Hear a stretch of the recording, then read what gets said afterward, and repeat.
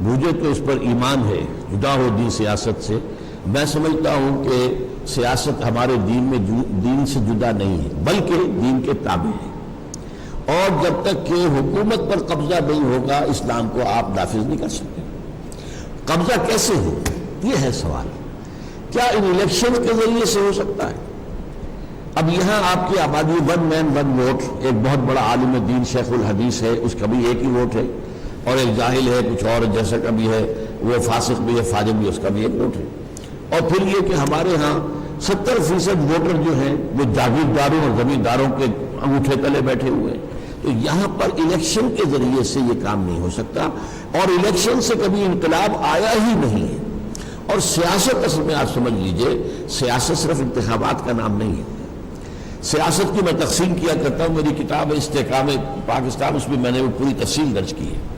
سیاست کو دو حصوں میں تقسیم کر دی ہے، نظری سیاست، عملی سیاست۔ اب آپ کے جو صحافی ہوتے ہیں وہ سب سے بڑے سیاسی ہوتے ہیں، وہ سیاسی نظریات پھیلاتے ہیں، خاص نقطہ نظر پیدا کرتے ہیں، لوگوں کے اندر جو ہے وہ کسی ایک کے لیے ایک زمین ہموار کرتے ہیں۔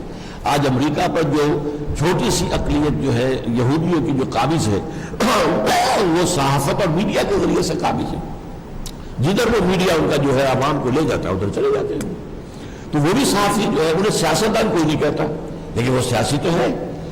ایک عملی سیاست جو ہے پھر اس کے بھی دو حصے ہیں، ایک ہے انتخابی سیاست۔ انتخابی سیاست میں نظام بدلنا پیش نظر نہیں ہوتا، ہاتھ بدلنا پیش نظر، تم ہٹو ہم چلائیں گے، نظام وہی، تم ہٹ جاؤ ہم چلائیں گے۔ تو اس میں کچھ نہ کچھ جو ہے وہ منشور میں تھوڑا بہت فرق بھی ہوتا ہے۔ اب ڈیموکریٹس ہیں امریکہ کے اندر اور ریپبلکنز ہیں، کیا امریکہ کے نظام کے بارے میں ان کے اندر کوئی اختلاف ہے؟ نظام تو سب مانتے ہیں کہ تو وہ اب جو نظام ہے اور آپ مانتے ہیں، اب آپ کہتے ہیں ہم بہتر چلائیں گے، آپ کہتے ہیں ہم بہتر چلائیں گے، اچھا بھائی ووٹ سے فیصلہ کر لو۔ لیکن نظام بدلنے کے لیے ہوتی ہے انقلابی سیاست۔ وہ اگر وہاں کمیونسٹ ہو اور وہ وہاں کا نظام بدلنا چاہے، وہ الیکشن میں کبھی نہیں جائیں گے، الیکشن سے حاصل کچھ نہیں ہوگا۔ اس کے لیے جو سیاست ہے انقلابی سیاست، ہم اس میں ہیں۔ میں سمجھتا ہوں کہ باشعور مسلمان غیر سیاسی ہو ہی نہیں سکتا، ناممکن۔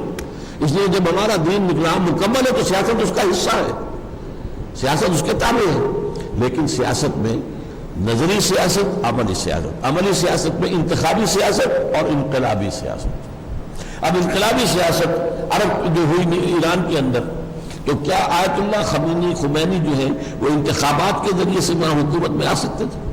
سوچیے، میں نے تو ایک مثال دے دی تھی، وہ تو بہت دور کی تھی، حضور کے بارے میں تو ایسی بات کہتے ہوئے بھی ہمیں رکنا چاہیے۔ لیکن یہ تو ہمارے سامنے کی بات ہے۔ کیا الیکشن کے ذریعے آیت اللہ خمینی کی یہ حکومت قائم ہو سکتی تھی؟ یہ تو ہوئی ہے جانے دے کر، ہزاروں لوگوں نے جانے دی، تب قائم۔